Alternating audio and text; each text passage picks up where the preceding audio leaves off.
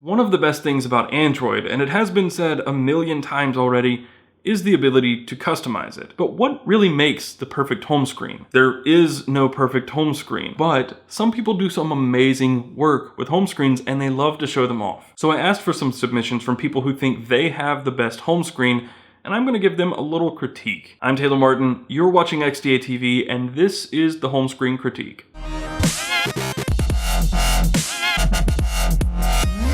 I should start by saying that I've set up almost 100 Android devices. I don't know the exact number, but back when I reviewed them, I was changing phones at least once per week. And with every new phone, I had to start fresh. I got really tired of that process when I was going through it every single week.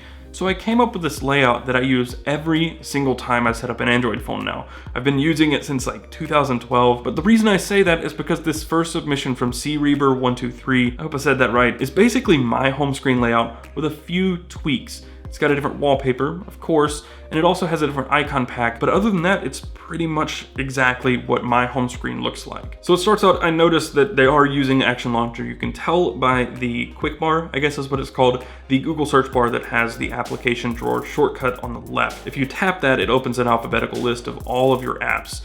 And then there are also shortcuts on the quick bar for a microphone, so voice, Google search, as well as the Google Play, and an action overflow button, which has a bunch of different things hidden behind it, like action launcher settings, Android settings, and other things. The clock widget is timely, which he has centered over a weather widget, which is eye in the sky. I will say before we go any further that I find this to be a little busy, mainly because there's so much crammed into the quick bar. You can customize it using Action Launcher, but I found that I don't ever use it. I don't know what icon pack this is, and I have to say that those icons look very clean and neat, but I also don't like round icons. I don't know what it is.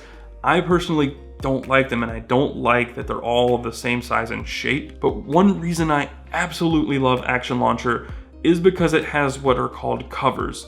These are all folders disguised as an icon. If you tap the Netflix icon, it opens Netflix. But if you swipe up, it reveals anything in the folder that he has named TV. There's a thing called the first order of reachability that I learned from Adam Savage. I think that's what he calls it.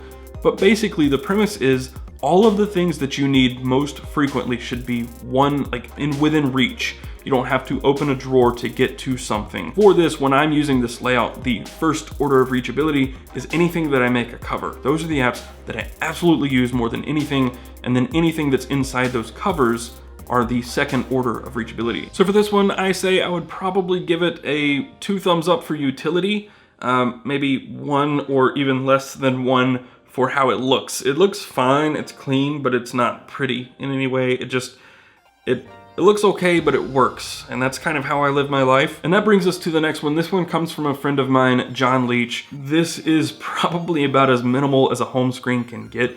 It's got obviously your status bar and everything that normally comes with that, a very bold wallpaper that says relax, and then 4 folders, and that's it. Those folders have, I'm sure, a ton of apps in there.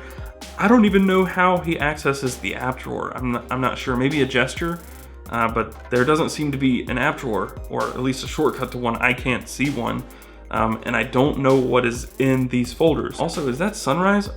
Is John still using Sunrise? There's not a whole lot to say about this layout other than the fact that it looks great. It's very clean, it's very neat. 2 thumbs up on that, it looks great. But on utility, I'd give it like a 1 thumbs up, maybe even less, I don't know, because you can't get to anything. Like where's your app drawer, man? For anything that you need to get to on your phone, you have to take one action and then another just to get to the app. When I turn my phone on, I want to be able to just tap something to open something that I open or use frequently. This last one comes from Gerald Downing, and right off the bat, there's something that kills me about this layout.